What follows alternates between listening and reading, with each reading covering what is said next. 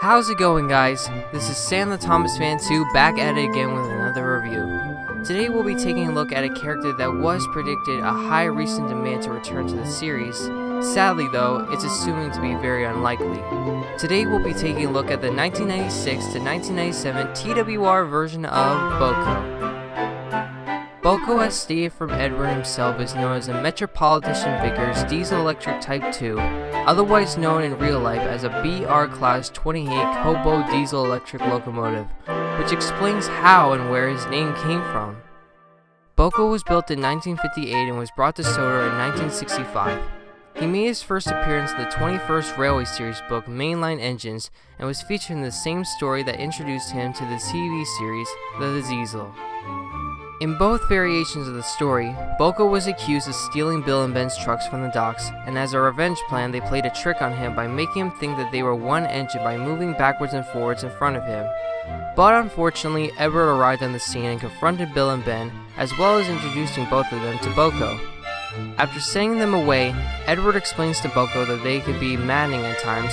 Boco could understand this and later on became a mentor to the twins just like Edward.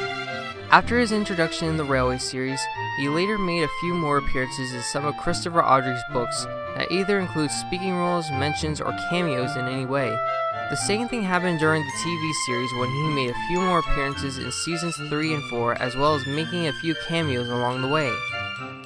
Though it was sad to say that his last appearance was made in the season 5 episode Double Teething Troubles. He wasn't seen in any more episodes after the season ended, and would later on be replaced by Mavis as a new mentor, who would later on be replaced by Timothy and Marion in season 18 onwards. Boco would have been predicted as one of the requested characters that would have made an appearance to come back to the series, like Duke, Stepney, or even Jock and Fring.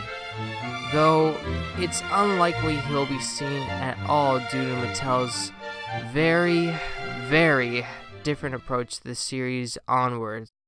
No, God! No, God, please, no! Alright, we don't need to go into another one of those big world, big adventures get slammed on jokes right now. So let's just get back to the review here and forget about it, alright? The things I do to get in this life here. Anyways, Boco's Wind Railway rendition was released in 1992, yet was released on shelves in 1993. It was proven at the time that this model had been just a repaint of the original Knapford Express coach, or it could have been the other way around. Credit to Multi-Green Thunder on this possible theory, because now I'm kinda curious myself. The late 1992 version to the early 1994 version was released with a gray roof, flat magnets, and no dates on the wheels. The later version, however, came out with a white roof, rounded magnets, dated 1993 or 1994 on the wheels, and had a line between the engine and the roof. The 1996 model would later have smaller magnets, while the 1997 version, which is the one I have here today, has larger magnets and thicker wheels. Now, if you're wondering why my version of Boco looks like this nowadays, is because back in early 2015, I found Boco at a flea market stand at a place called Zern's for a good price, along with a few more items, some of which you have seen in my earlier videos at the time.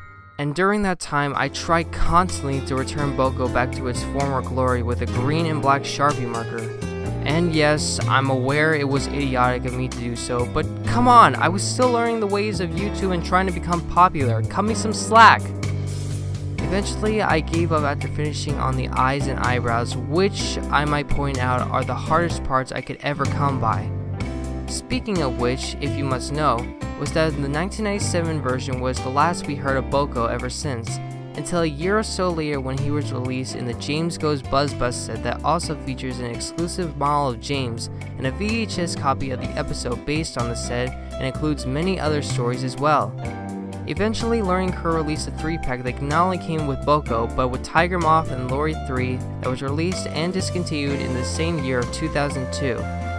And surprisingly, he was reintroduced back in 2003 and was discontinued in 2005, and was stated that he was brought back by popular demand when he was released in 2003. Now that I think about it, I really wish my parents would have gotten me him right after my dad finished assembling my first Wind Railway train table.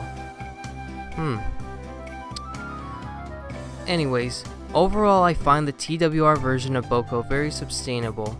The detailing on him looks grand, the face has that exquisite charm, and even if he doesn't appear in the CGI series or not, we can always depend on him as an engine to get through the toughest of days.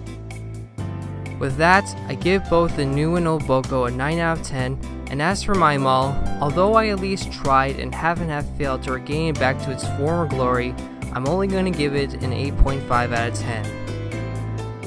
And once again, this has been another great review to you all. Thank you all once again for watching, stay tuned for the next review coming out next week, and I'll see you guys next time!